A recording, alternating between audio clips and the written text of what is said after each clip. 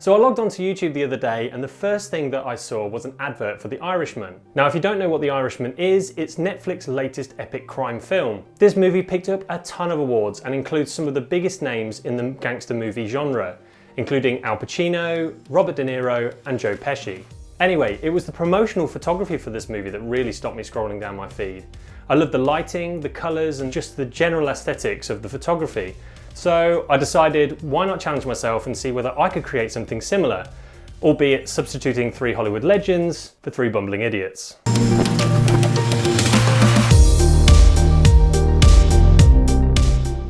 So let's start out by taking a closer look at the original image. Essentially, it's made up of 2 sets of images, the portraits in the foreground and the cityscape in the background. Clearly, these 2 sets of images have been shot separately and then added together in Photoshop afterwards.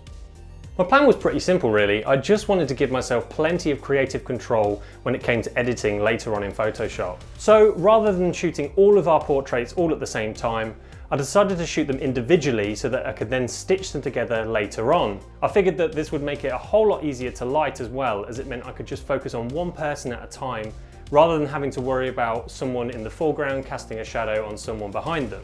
It also meant that I didn't have to find a 4th person to come and take the photo for us, or use the time shutter or something like that. As for the background, my plan was to head into town one night and find a nice dimly lit alley that I could photograph, and then I could comp that image into the background using Photoshop. But unfortunately, coronavirus had other plans, and because we're currently on lockdown at the moment in the UK, I had to improvise and purchase a stock image from Shutterstock instead. Because the portraits themselves are quite dark and contrasty, I opted for a black background to limit the amount of light that was being bounced around the room. Although we used a proper studio backdrop, if you wanted to try this yourself, you could quite easily use a black bed sheet taped to a wall, or shoot against a set of black curtains, or even just use a dark coloured wall. That would all work just as well, so long as the background is nice and dark, so it makes it nice and simple to cut out in Photoshop later on. As for lighting, I used my 2 Pixar Pro City 600 lights, both equipped with rectangular softboxes. I also added grids to the softboxes to narrow the spread of light and keep it focused on the portrait, rather than the light spilling into the background and into the room, which I wanted to keep nice and dark. Of course, if you don't have a proper set of studio lights yourself, then you could very easily get the same results using a couple of cheap flash guns and some wireless triggers.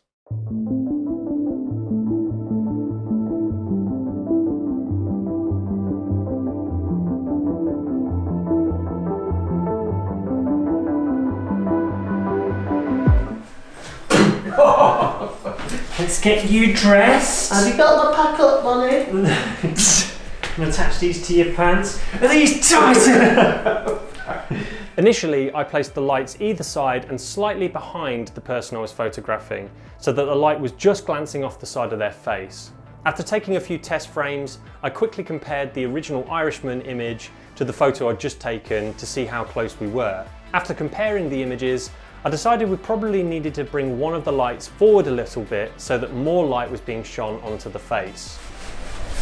Yeah, I think that's a bit better. I think you look really nice, Paul. Don't like it.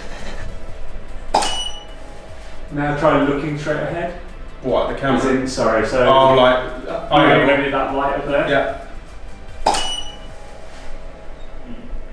Yeah, maybe looking over my head, like towards the door, yeah, like that.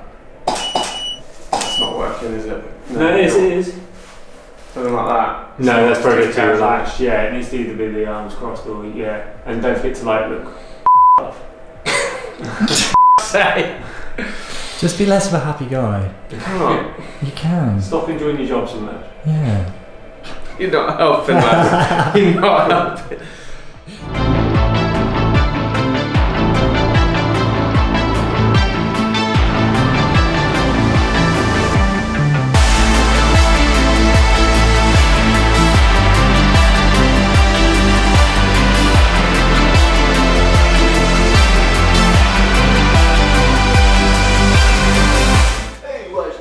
You're talking to me!